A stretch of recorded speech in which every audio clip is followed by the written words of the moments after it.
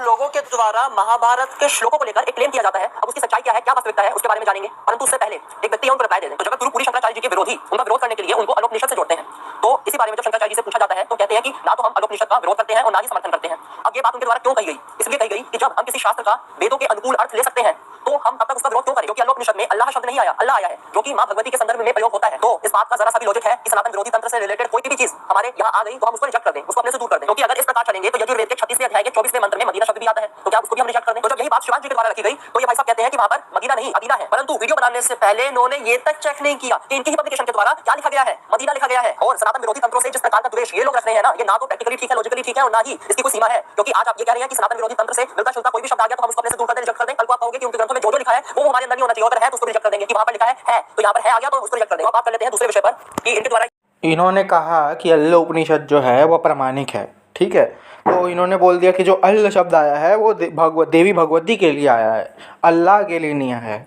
तो अब देखिए मैं आपको अल्ल उपनिषद दिखाता हूँ, ठीक है। अल्ल उपनिषद का ये संस्कृत है मूल, ठीक है, और इसका मैं इंग्लिश ट्रांसलेशन आपको ये दिखा दे रहा हूँ, ठीक है। और इसका जो फुटनोट है वो भी दिखा देता हूँ आपको मैं। यहाँ पे पूरा लिखा हुआ है मोहम्मद रसूल और पूरा ये अल्लाह का पूरा जिक्र आया है इसमें। और लास्ट के जो श्लोक है इसमें क्या लिखा हुआ है, अकबर की यहाँ पे बात लिखी है। मूल श्लोक देखो, मूल श्लोक जो मैं मार्क करके दिखा रहा हूँ, अकबर की बात लिखी है पूरी, थर्ड वाले में है। तो ये कहते हैं कि अल्ल उपनिषद जो है वो देवी भगवती के लिए है, हमको सिखा रहे हैं, कुछ आता जाता है नहीं खुद को। और भाई दूसरा ये कि उपनिषद जो है, जो तुम्हारा ये उपनिषद हो गया ये अल्ल उपनिषद, ये तो भाई 108 उपनिषदों में भी नहीं आता। अगर तुम लेके चलो परंपरा को भी लेके चलो तो नहीं आता। मुक्तिको उपनिषद जो है उसमें 108 उपनिषदों की लिस्ट है, उसमें है ही नहीं अल्ल उपनिषद है। और दूसरा उपनिषद कैसे डिसाइड होता है, उपनिषद कैसे डिसाइड होता है? शाखाओं से डिसाइड होता है, ब्राह्मण ग्रंथों से डिसाइड होता है। जैसे बृहदारण्यक उपनिषद है, ठीक है, एक काणव बृहदारण्यक उपनिषद है, एक माध्यान्दिनी है। तो शुक्ल यजुर्वेद का माध्यान्दिनी संहिता का एक माध्यान्दिनी शतपथ ब्राह्मण है और एक कण्व संहिता का कण्व शतपथ ब्राह्मण है। तो कण्व शतपथ ब्राह्मण से निकला है कण्व बृहदारण्यक उपनिषद, जिसपे आदि शंकराचार्य जी का भाष्य है जो प्रचलित है अभी, ठीक है, उसी पे सब भाष्य लिखते हैं। और एक माध्यान्दिनी है, माध्यान्दिनी बृहदारण्यक उपनिषद, जिसपे उन्होंने भाष्य नहीं लिखा था, जो भी प्रचलित नहीं है। तो ये उससे निकले हैं ब्राह्मण ग्रंथ से। और अथर्ववेद की केवल दो शाखा मिलती हैं अभी, मतलब एक शाखा मिलती है अभी, सॉरी दो शाखा, हाँ, सौनकीय शाखा और एक पैपलाद शाखा। सौनकीय शाखा जो मूल है, मैं एक इसलिए कह रहा था क्योंकि जो शाखा संहिताएं हैं वो वेद नहीं होते हैं, वो संहिताएं होती हैं, वो व्याख्यान होते हैं, इसलिए मैं एक कह रहा था। तो यहाँ पे दो मिलती हैं, ठीक है, अगर शाखा के रूप से भी देखो तो एक, तो फिर अगर व्याख्यान के हिसाब से देखो तो सौनकीय, ये तुम्हारा ये पैपलाद मिलता है। तो पैपलाद संहिता से निकला है आपका ये प्रश्नोपनिषद। वो प्रश्नोपनिषद पैपलाद संहिता में मिलता है, पैपलाद शाखा का, ठीक है, अथर्ववेद का, ठीक है। और दूसरा जो मुंडक उपनिषद एक है, ठीक है, ये अथर्ववेदीय है, मुंडक उपनिषद है। तो मुंडक उपनिषद का अभी कोई शाखा नहीं मिलता, मुंडक शाखा जो है वो लुप्त हो गया उसका। लेकिन वो प्रामाणिक कैसे है? तो उसके मंत्र जो है ना वो तैत्तिरीय आरण्यक आदि ग्रंथों में आए हैं। उनको तितिर ऋषि ने कोट किया है कि देखो ये उपनिषद श्रुति वचन है। तो इससे क्या सिद्ध हुआ कि आर्ष है, ऐसे होता है आर्ष अनार्ष निर्णय उपनिषदों में। इसलिए केवल 12 से 13 उपनिषद कुछ प्रामाणिक है, ठीक है, इसलिए 11 भी अगर चलो तो लेके फिर भी। और जो कुछ शाखाएं मिलती है कौशी तक की ब्राह्मण उपनिषद, जैमिनीय ब्राह्मण उपनिषद, कैवल्य उपनिषद आदि आदि और भी उपनिषदें हैं, तो वो सब भी हैं। मैत्रेयानी उपनिषद जो है, ये सब उपनिषद हो गए। तो इनकी शाखाएं मिलती हैं, ये मूल उपनिषद हैं, ठीक है। अगर हमारे हिसाब से भी चलो तो हम ऐसे खंडन करते हैं, कोई सिद्ध भी नहीं कर पाता हमारे सामने कि 108 उपनिषद प्रामाणिक है। लेकिन फिर भी अगर परंपरा में देखो, मुक्ति को उपनिषद में 108 है, तो यहाँ पे खंडन हो गया आपका, सीधी बात है। और दूसरा आपने कहा मदीना शब्द आया है वेद में, है मदीना शब्द। अरे भाई वहाँ पे पहले पढ़ तो लो वेद में, वो यजुर्वेद का जो वो आपने दिखाया है, स्वर पाठ दिखा दिया आपने, पद पाठ आपको पढ़ना नहीं है, आप ऋषिवाच खंडन कर रहे हो, है धर्म सम्राट का। वहाँ पे लिखा हुआ है वो पद पाठ में शतम जो है वो अलग आता है तैत्तिरीय आरण्यक आदि ग्रंथों में। और ये पूरे जो यजुर्वेद का मंत्र है इसमें शरदः शतम करके पाठ आया है सब जगह, शरदः शतम एक साथ आता है पाठ है। शतम जो है, शत में म जो है वो एक साथ आता है, पद पाठ में ही है, ऐसे कंठस्थ किया जाता है वेदों को, एक क्रम है वेदों को पढ़ने का। आपको ना वेदों का पद पाठ, क्रम पाठ, विकृत पाठ आदि जो नेचुरल डिवाइसेस हैं वेदों को कंठस्थ करने के लिए, इसका कोई ज्ञान ही नहीं है आपको। आप मूर्ख हो एक नंबर के, कुछ पढ़ा ही नहीं है आपने, हैं? और आप फिर हम पे आक्षेप कर रहे हो। अरे भाई मैं आपको ना सुना देता हूँ इस मंत्र का पाठ कैसे किया है वेद पाठी ब्राह्मणों ने।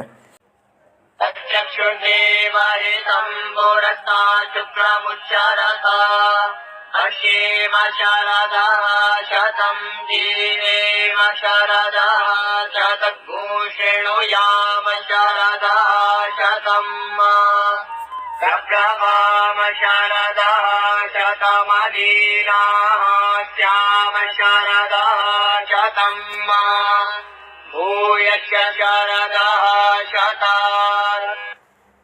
तो यहाँ पे वेद पाठी ब्राह्मणों ने कैसे पाठ किया? शरदः शतम है, शरदः शतम अदीना, ऐसे करके पाठ किया। अरे उस मंत्र में हर जगह शरदः शतम लिखा हुआ है, हर पद के बाद, हर एक पाठ के बाद शरदः शतम करके आया है। आपको मैंने वहाँ पे मार्क करके भी दिखाया, वहाँ पे पद पाठ में कैसे किया हुआ है। शरदः शतम अदीना, शरदः शतम अदीना लिखा हुआ है वहाँ पे, है। आपको क्रम पाठ, पद पाठ आदि का कोई ज्ञान नहीं है, आपको श्रुति परंपरा का कोई ज्ञान नहीं है। कैसे की करते हैं वेदों को कंठस्थ पद पाठ में, और कैसे उनको स्वर में पाठ किया जाता है, आपको कुछ ज्ञात ही नहीं है, कुछ पढ़ा ही नहीं है आपने, आपको वेदों का कुछ नॉलेज नहीं है। लेकिन आप चल देते हो ज्ञान देने, गपोड़ करने, गपोड़ चौथ कर देते हो बैठ के आप लोग, हैं। शरदः शतम अदीना को शरदः शतम अदीना कर दिया, शतम अदीना कर दिया, शतम अदीना को, हैं। क्या बताऊं मैं यार, आप जैसे लोग कुछ नहीं पढ़ते आप।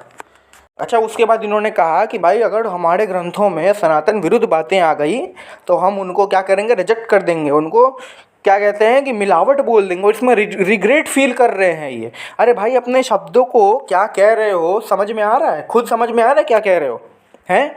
अरे भाई हमारे ग्रंथों में सनातन विरुद्ध कुछ बातें होंगी तो रिजेक्ट ही करेंगे ना, हैं? खुद के शब्दों को नहीं पता तुम क्या बोल रहे हो, तुम्हें खुद नहीं पता, मोय मोय करवा रहे हो अपना, मतलब सनातन विरुद्ध बातें मानते हो क्या तुम? अगर सनातन विरुद्ध बातें मानते हो तो तुम सनातन ही नहीं हो, सीधी बात है। बेवकूफ़ बना रहे हो तुम सबको, हैं? कुछ आता जाता है नहीं, पोंगा पंडे पन के बैठे हुए हैं, कुछ समझ में आता नहीं है, हैं?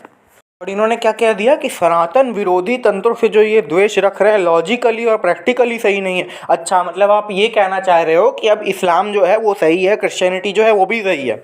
वाह रे वाह। और फिर कहते हो कि भाई सेक्युलरिज्म मत फैलाओ, हैं?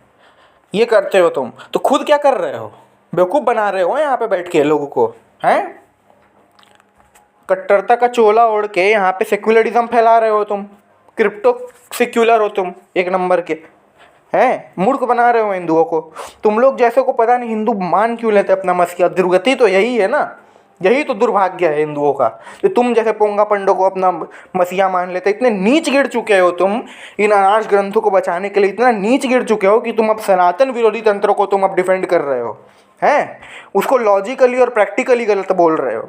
कभी ज़िंदगी में पढ़ा है सनातन विरोधी तंत्रों के ग्रंथों को, है? कभी पढ़ा भी है?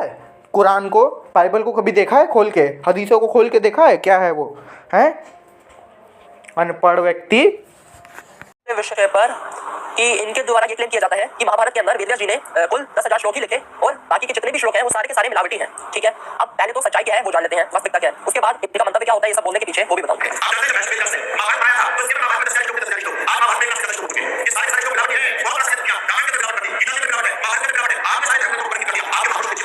जो ये बात रखते हैं अपनी बात की सिद्धि के लिए, वो केवल इतनी रखते हैं कि शिव जी ऐसा कैसे कर सकते हैं, कृष्ण जी ऐसा कैसे कर सकते हैं, हमारे देवी देवताओं के चरित्रों को इन्होंने बिगाड़ दिया, बस ये सब बातें ग्रंथ का रेफरेंस देते नहीं है। तो महाभारत 1.1.102 से 107 24,000 श्लोकों की भारत संहिता बनाई। तदंतर उन्होंने दूसरे सुयोग्य शिष्यों को इसका उपदेश दिया। तत्पश्चात भगवान व्यास ने 60 लाख श्लोकों की एक दूसरी संहिता बनाई। उसके 30 लाख श्लोक देवलोक में समादृत हो रहे हैं, पितृलोक में 15 लाख तथा गंधर्व लोक में 14 लाख श्लोकों का पाठ होता है। इस मनुष्य लोक में 1 लाख श्लोकों का महाभारत प्रतिष्ठित है। कितने श्लोकों की? 1 लाख श्लोकों की। और मुझे तो ऐसा भी लगता है कि आगे जाकर ये ऐसा भी क्लेम कर सकते हैं कि जो 1 लाख श्लोक का संदर्भ आया ना ये भी मिलावटी है, ऐसा भी कर सकते हैं। अगर इन्होंने अभी तक नहीं करा तो मैंने तो आइडिया भी दे दी है इनको, ये ऐसा क्लेम भी कर सकते हैं। बता दूं कि ये सब पढ़ने के पीछे इनका मंतव्य उद्देश्य क्या होता है कि 10,000 श्लोक हैं बाकी के सारे मिलावटी हैं। ये इसलिए क्योंकि जो कथाएं हमें पुराणों के अंदर मिलती हैं जिनको ये लोग काल्पनिक कह देते हैं, मिलावटी कह देते हैं, अलग से ऐड किया ऐसा कह देते हैं, इनमें से कई कथा का कई अंश हमें महाभारत के अंदर भी मिल जाता है, जिनको ये लोग रिजेक्ट करते हैं। जिन कथाओं का जो अंश रिजेक्ट करते हैं उसी कथा का वो अंश हमें महाभारत के अंदर भी मिल जाता है। अब उस लीला कथा को रिजेक्ट कैसे करें क्योंकि महाभारत के अंदर भी है, तो अब उस महाभारत को रिजेक्ट कर दो जिसके अंदर ऐसा है और अपनी नई महाभारत सबके सामने पेश कर दो। तो इस प्रकार का इनका उद्देश्य होता है। तो वीडियो को अधिक से अधिक शेयर करिएगा। राधे कृष्ण। देखो हम क्या मानते हैं कि महर्षि वेद व्यास जी जो थे, भगवान वेद व्यास, उन्होंने 24,000 श्लोक रचे थे। ठीक है, कैसे रचे थे? सर्वप्रथम तो उन्होंने 10,000 श्लोक रचे थे, फिर उसका उन्होंने अध्ययन वैशंपायन जी को करवाया था। ठीक है, वैशंपायन जी ने क्या किया था कि 10,000 श्लोकों की जो महाभारत थी उसका अध्ययन किया, उसको थोड़ा विस्तार करके व्याख्यायित करके उन्होंने 24,000 श्लोक तक उसको रखा। ठीक है, उसके बाद उनके शिष्य जो थे, ठीक है, वेद व्यास जी के और वैशंपायन जी के जो शिष्य थे, उन्होंने और कुछ 20-30 हज़ार श्लोक जोड़े। ठीक है, तो इससे चल के इतने आप मान सकते हो कि ये श्लोक जो है कुछ 60,000 या 55,000 जो श्लोक हैं वो मूल हैं। ठीक है, इतना आप मान सकते हो। लेकिन यह जो जय संहिता है जिसको वेद व्यास जी ने रचा, फिर उसको विस्तार दे के वैशंपायन जी ने भारत संहिता किया। ठीक है, फिर वो भारत संहिता जो है इनके शिष्यों ने विस्तार किया। लेकिन उसके बाद शिष्यों के विस्तार करने के बाद, शिष्यों ने विस्तार क्यों किया? क्योंकि आवश्यकता थी इतिहास को रिकॉर्ड करने की, तो उसमें किया। ठीक है, लेकिन विस्तार करने के बाद क्या हुआ? विस्तार करने के बाद क्या हुआ? मिलावटी, इतने मिलावट हुए उसमें, इतने मिलावट हुए कि वो मिलावट होते होते 1,00,000 श्लोकों तक चला गया।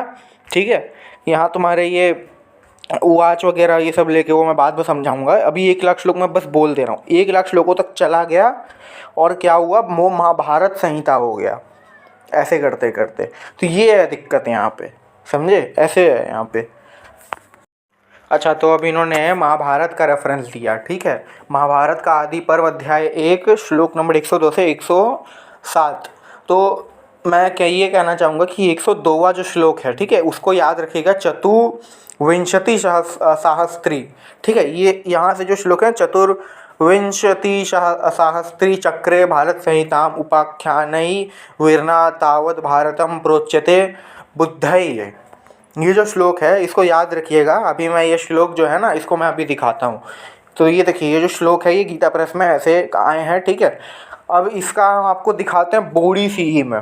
ठीक है, बोड़ी सी क्या है, पहले उसका इंट्रोडक्शन दे देता हूँ। बोड़ी सी भंडारकर ओरिएंटल इंस्टीट्यूट, सभी जानते हैं दुनिया में सबसे रेप्यूटेड वो इंस्टीट्यूट है। ठीक है, उसका जो महाभारत आता है, ठीक है, क्रिटिकल एडिशन है वो 1200 मैन्यूस्क्रिप्ट या कुछ 12,000 मैन्यूस्क्रिप्ट, शायद महाभारत के 12,000 या 1,200 मैन्यूस्क्रिप्ट करके कुछ संकलन करके महाभारत की इन्होंने 35 साल या 32 साल कुछ रिसर्च करके इन्होंने निकाला है पूरा क्रिटिकल एडिशन महाभारत का, जिसको इंडिया के प्रेसिडेंट जो थे उन्होंने, उस समय के जो प्रेसिडेंट थे इंडिया के, उन्होंने इसको पब्लिश करवाया था, पब्लिक करवाया था। तो ये महाभारत बोड़ी सी है। ठीक है, दामोदर सातवेलकर जी ने इसका अनुवाद किया है, बहुत बड़े विद्वान हैं वो, सब कोई जानते हैं। ठीक है, दामोदर सातवेलकर जी ने इसका अनुवाद किया है। तो अब इसमें देखते हैं महाभारत का जो बोड़ी सी है, इसका आदि पर्व अध्याय 1 श्लोक नंबर 61 से 68 तक मैं आपको दिखा देता हूँ। इसमें कहाँ है ये 24,000 श्लोक वाले से लेकर, ठीक है, आप आगे तक पढ़ो। इसमें कोई भी 60 लाख संहिताओं की, और ये 60 लाख की संहिता, 60 लाख श्लोक की संहिता या 14-15 लाख की संहिता जो है, 1 लाख की संहिता जो है, उसका कोई उल्लेख नहीं है।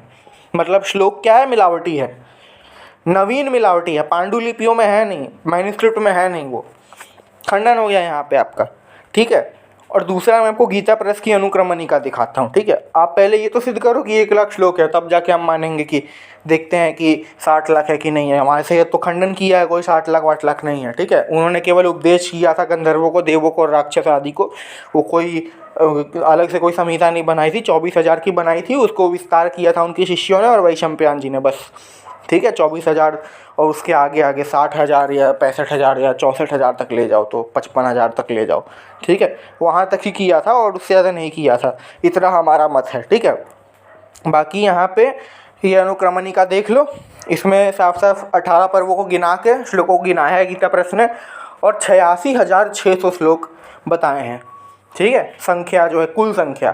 ठीक है, और उवाच जो होता है ना, उवाच मतलब जैसे महेश्वर उवाच, श्री भगवान उवाच, वासुदेव उवाच हैं, मार्कंडेय उवाच, ये सब जो उवाच मिला के जो लोग बोलते हैं, वैशंपायन उवाच, और ये सब मिला के वो सब श्लोक हैं इसमें।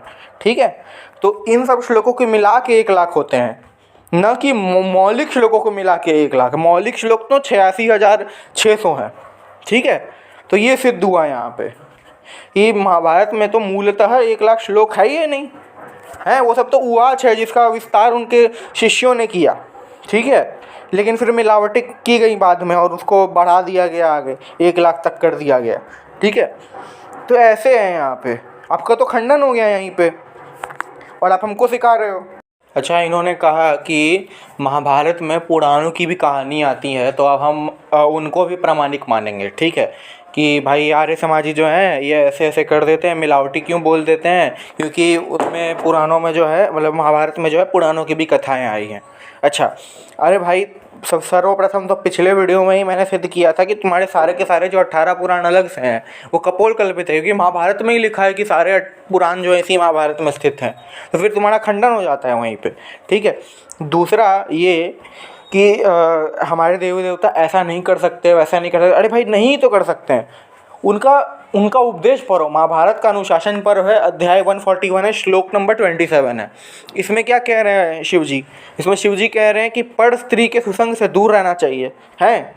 और फिर इसी अध्याय के श्लोक 1 से 4 में क्या लिखा हुआ है कि वो एक स्त्री को देखने के लिए एक स्त्री के पीछे पड़ गए और एक स्त्री को देखने के लिए वो चारों तरफ मुख करने लगे, जिस वजह से वो चतुर्मुखी हो गए। तो ये विरोधाभास नहीं है? हमारे देवी देवता ऐसे कर सकते हैं? ये चतुर्मुखी कहानी पुराणों वाला है और ये तुम्हारा ये उपदेश जो दे रहे हैं कि पर स्त्री का साथ नहीं रहना चाहिए, इसका वो सही कह रहे हैं भाई, ये मौलिक है, ये वेद अनुकूल है। शिव जी जो थे वो वेदों के विद्वान थे, बहुत बड़े। वेदों में लिखा है पर स्त्री गमन नहीं करना चाहिए और वही उपदेश वो दे रहे हैं, तो वेद अनुकूल होने से ये प्रमाण होगा, है। तुम्हारी बकवास प्रमाण नहीं होगी ये चतुर्मुखी वाला, ये खंडन हो गया यहाँ पे, है। और फिर तुम्हारे भागवत पुराण में ये क्या लिखा हुआ है? 8वें स्कंद के 12वें अध्याय के श्लोक नंबर 32 से 34 में क्या लिखा हुआ है? ये गंदा चीज़ें क्या लिखा हुआ है? ये मैं पढ़ूँ? ये मैं पढ़ूँगा भी नहीं, तुम खुद देख लो क्या लिखा हुआ है। खंडन हो जाता है तुम्हारा यहीं पे, क्योंकि शिव जी यहाँ पे कह रहे हैं कि पर स्त्री के सुसंग से दूर रहना चाहिए, पर स्त्री गमन नहीं करना चाहिए। ये शिव जी का सिद्धांत था, जिसका तुम लोगों ने उल्लंघन किया है। तुम लोगों ने श्लोक जोड़े हैं, मिलावट करा है तुम लोगों ने यहाँ पे, तो यहाँ पे खंडन हो जाता है भाई तुम्हारा सीधा साफ तौर पे।